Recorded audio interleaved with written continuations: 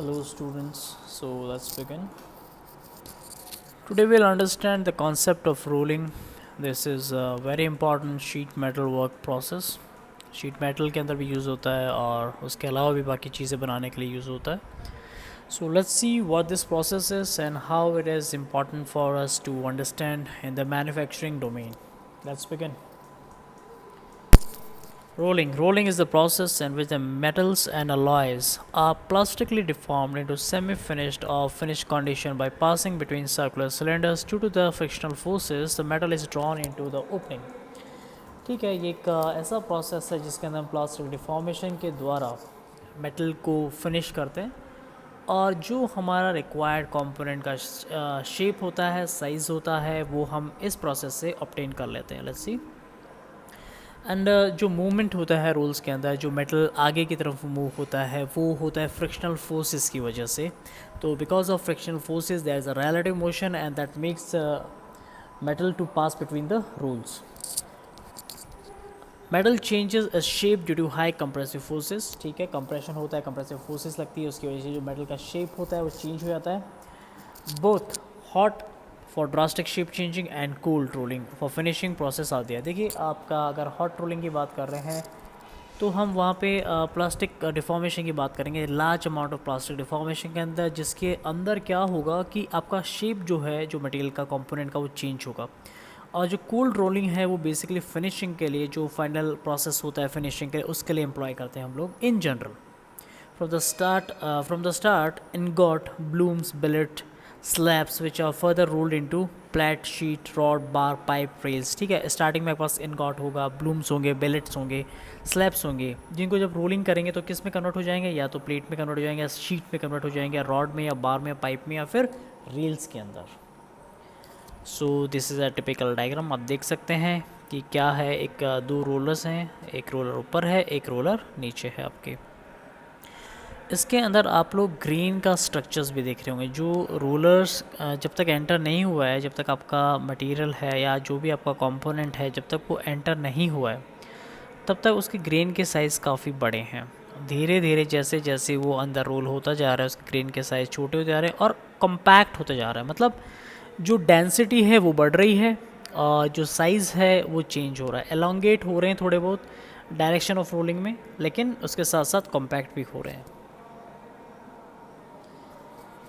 Change in grain structure and rolling. क्या changes होंगे? सबसे पहले आपको दिखा रखा है एक इनगॉट है, ठीक है, जिसके अंदर नॉन यूनिफॉर्म ग्रेन्स हैं. ग्रेन का जो स्ट्रक्चर है वो यूनिफॉर्म नहीं है.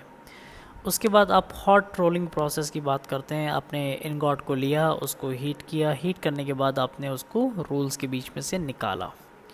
जब आप रोल्स के बीच में निकालेंगे तो क्या चेंजेस होंगे? Let's see. Rod product with large grains. देखिए, जब तक आपने सिर्फ उसको हीट कर रखा था, जो आपका रॉड प्रोडक्ट था, बेसिकली जो आपका रॉ प्रोडक्ट था, उसके जो ग्रेन्स का जो साइज़ है, if you will see here in this diagram, that is very large. मतलब कंपैरेटिवली जो ग्रेन का साइज़ है वो काफ़ी बड़ा है. फिर आपने उसको रोल्स के बीच में से निकाला तो क्या हुआ? डिफॉर्मेशन हुआ. डिफॉर्मेशन की वजह से क्या हुआ? ग्रेन पतले और लंबे हो गए. मतलब कंप्रेशन तो हुआ है, कंप्रेशन की वजह से क्या हुआ? उसकी जो थिकनेस है, मोटाई, वो कम हो गई, लेकिन एट द सेम टाइम उनकी लेंथ बढ़ गई है. ठीक है, उसके बाद क्या होगा? जब लेंथ बढ़ जाएगी, जो रोलर्स के बीच में से निकल जाएंगे तो क्योरिंग होती है. क्योरिंग मतलब आपका जो मेटल है, जो वर्क पीस है, वो ठंडा होगा. ठंडा होगा तो उसका जो न्यू ग्रेन्स विल फॉर्म, मतलब new grains in new shape and new size will form. What will happen in this new grains growing region के अंदर? क्या होगा? जब ग्रेन्स ग्रो हो जाएंगे तो रिक्रिस्टलाइन, मतलब रिक्रिस्टलाइजेशन प्रोसेस कहते हैं इसको. बेसिकली हम क्रिस्टल्स दोबारा फॉर्मिंग हो रही है, इसके अंदर crystals are taking a new shape. तो जब आपका होगा ऐसा, तो आप देखते हैं कि फाइनल जो आपका प्रोडक्ट है, उसके जो ग्रेन साइजेस हैं कंपैरेटिवली छोटी हैं और पतली हैं. ठीक है, और यूनिफॉर्म ग्रेन डिस्ट्रीब्यूशन आप देख सकते हैं. ठीक है, एक यूनिफॉर्मिटी आपको दिखेगी. दो इसका मतलब क्या है? बेसिकली यहाँ पे आपने क्या किया है, you have increase the density and at the same time you have increased the length of the ingot, so we have got the new structures. This is for the hot rolling process. So let's go. तो अब mechanics देखते हैं इसकी, क्या किस तरह की mechanics है, किस तरह से रोल वर्क करता है, किस तरह से रोटेट होता है, किस तरह से आगे मूवमेंट होता है. तो आप देख सकते हैं 2 रोलर्स हैं, एक ऊपर वाला है, एक नीचे वाला है. They are both rotating. One upper roller is rotating in the anti-clockwise direction and the lower roller is rotating in the clockwise direction. So the direction of rotation of the both rules are opposite direction में rotate हो रहे हैं. ठीक है, तो आप देखें the metal contact each of the roller along the arc AB. ये जो आपका आर्क दिख रहा है, A है पॉइंट जहाँ पे मेटल आपका टच होता है. पहली बार मेटल के ग्रेन्स आपके रोलर के कांटेक्ट में आते हैं और बी पे आपके ग्रेन्स छूट जाते हैं ऑलमोस्ट, मतलब बाहर निकल जाते हैं. तो ये जो आर्क है ए से बी, ये आपका आर्क ऑफ कॉन्टैक्ट कहलाता है, which is known as flat strip arc of contact. इसे आप फ्लैट स्ट्रिप भी कह सकते हैं, आर्क ऑफ कॉन्टैक्ट भी कह सकते हैं. It will depend on your perception, आप क्या बोलना चाहते हैं. This arc corresponds to the central angle alpha, ठीक है, कॉल एंगल ऑफ कॉन्टैक्ट और एंगल ऑफ बाइट. इस आर्क पे जब आप एंगल निकालते हैं ए से बी के बीच में, तो इस एंगल को हम लोग क्या कहते हैं, सेंट्रल एंगल अल्फ़ा बोल लीजिए, चाहे आप इसे आर्क एंगल ऑफ कॉन्टैक्ट बोल लीजिए, या फिर बाइट एंगल भी आप इसको बोलते हैं. So these are different names of same thing. Limiting case क्या होता है, देखिए this mechanics is not important for your syllabus point of view, but I am just telling you for the better understanding.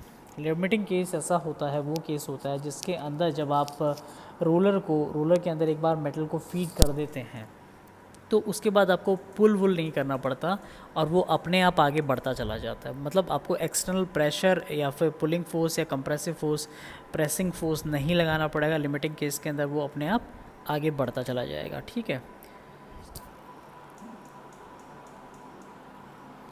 Friction in rolling की बात कर लेते हैं. ठीक है, इट डिपेंड्स अपन लुब्रिकेशन, जाहिर सी बात है, लुब्रिकेशन अगर ज़्यादा होगा तो फ्रिक्शन कम होगा.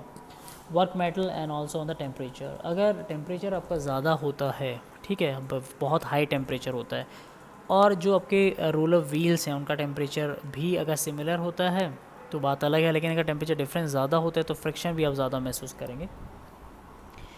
इन cold rolling the value of coefficient of friction is around 0.1. देखिए कूल्ड रोलिंग के अंदर जो value of coefficient of friction है 0.1 है, लेकिन वार्म फ्रिक्शन के अंदर, वार्म वर्किंग के अंदर इसका वैल्यू हो जाता है 0.2 हो जाती है. और देखिए कोल्ड में 0.1 है, मतलब फ्रिक्शन कम है. उसके बाद अगर आप वार्म वर्किंग कर रहे हैं तो its value goes to 0.2 which is high. And if we talk about the hot rolling process, the value goes up to 0.4, which is very high. In hot rolling process, sticking friction condition is also seen and the friction coefficient is curved, observed up to 0.7. जब sticking friction अगर आ जाता है, क्या होता है sticking friction? Let's see.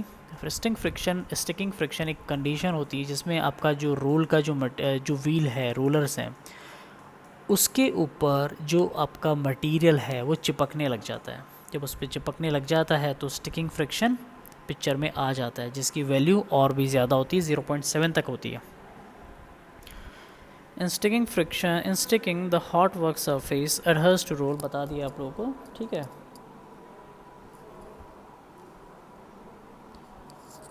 So these some of the basics of rolling. मतलब ये आपको मैंने बिल्कुल बेसिक बताया है, क्या रोलिंग होती है, क्यों इम्पॉर्टेंट है और किस तरह से की जाती है. इसके अलावा students you need to look into this thing that कि अगर आप इस टॉपिक को समझ रहे हैं तो आपको पता होना चाहिए कि ये कहाँ पे हमारे काम आएगी. ठीक है, ये आपका मैन्युफैक्चरिंग प्रोसेस के अंदर बहुत ज़्यादा यूज़ होती है. शीट मेटल वर्क्स के अंदर बहुत ज़्यादा यूज़ होती हैं. आप लास्ट शीट्स बनाते हैं इसके अंदर. आगे हम लोग ये देखेंगे कि इसके अंदर किस किस प्रकार के रूलर्स यूज़ होते हैं, किस किस प्रकार के आप स्ट्रक्चर बना सकते हैं. Basically we will talk about the application part, and we will also talk about the types of rollers, the types of rolling mills, and the type of passes they take into consideration. So I think up to this point things are clear, and still if you have doubt you can ask me in the comment section. Thank you very much.